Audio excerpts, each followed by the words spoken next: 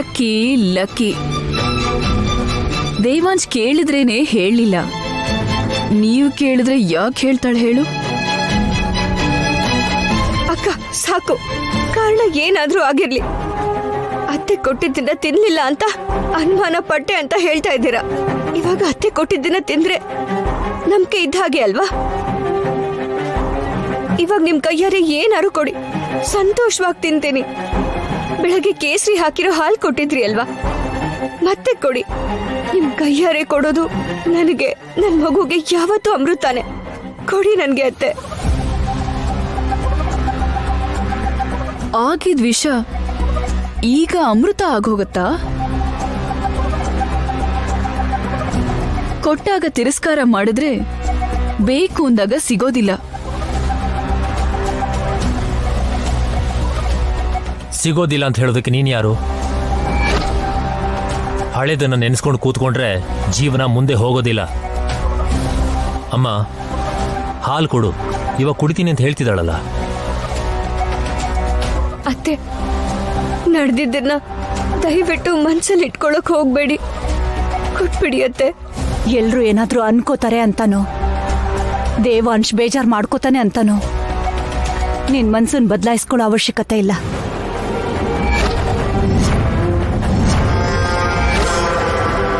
ನಾನು ಕೊಡೋದು ಯಾವತ್ತೂ ನಿನ್ನ ಪಾಲಿಗೆ ಅಮೃತ ಆಗಲ್ಲ.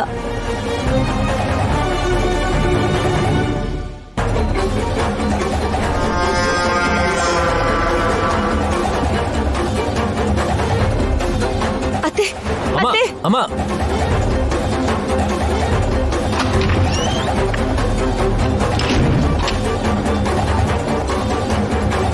ನೀನು ಅಳಬೇಡ ವೈದೇಹಿ. ಅಮ್ಮ ಇನ್ನೂ ಆ ನೋವಿಂದ ಹೊರಗಡೆ ಬಂದಿಲ್ಲ, ಅದಕ್ಕೆ ಆ ರೀತಿ ಮಾತಾಡಿದಾರೆ. ಈ ಕೋಪ ತುಂಬಾ ಹೊತ್ತಿರಲ್ಲ ಬಿಡು.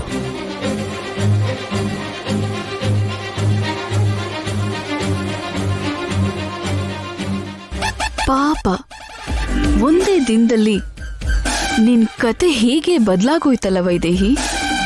ರಾತ್ರಿ ನನ್ಮೇಲ್ ಪೆಟ್ರೋಲ್ ಸುರ್ದೆ, ಈಗ ನಾನು ಅತ್ತೆಗೆ ನಿನ್ಮೇಲಿರೋಂಥ ನಂಬಿಕೆ ಮೇಲೆ ಪೆಟ್ರೋಲ್ ಸುರಿದು ಬೆಂಕಿ ಹಚ್ಚಿದ್ದೀನಿ.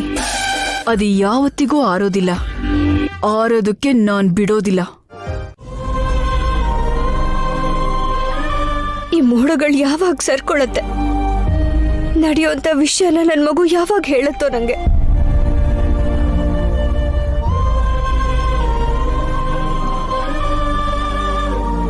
ವೈದೇಹಿ,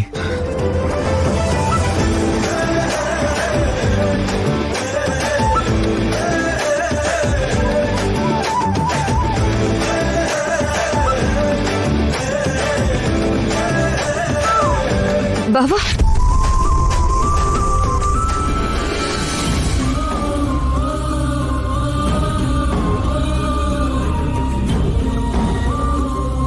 ಬಾವಾ,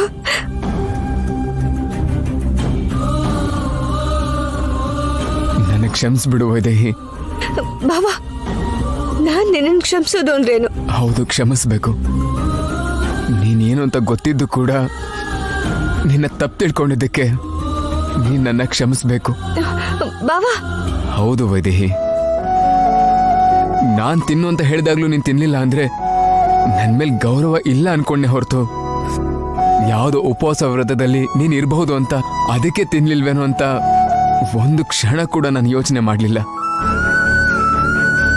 ಹೌದಲ್ವಾ?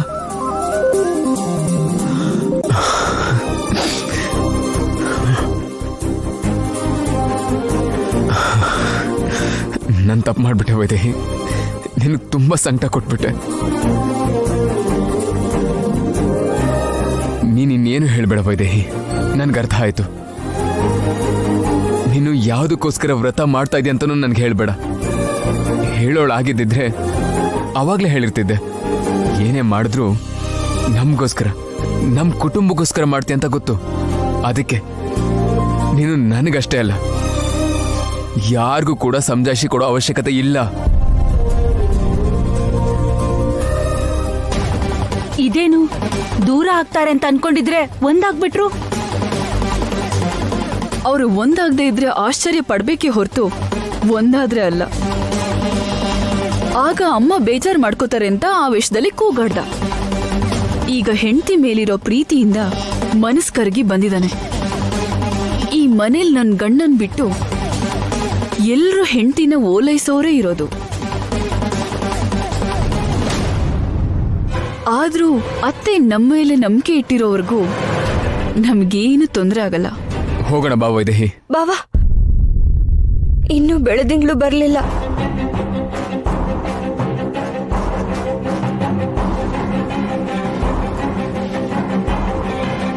ತುಂಬಾ ಮೋಡಗಳ ಅಡ್ಡ ಇದೆ ವೈದೇಹಿ. ಇಷ್ಟು ಬೇಗ ಬೆಳದಿಂಗ್ಳು ಬರುತ್ತಲ್ವೋ ಅದು ಗೊತ್ತಿಲ್ಲ.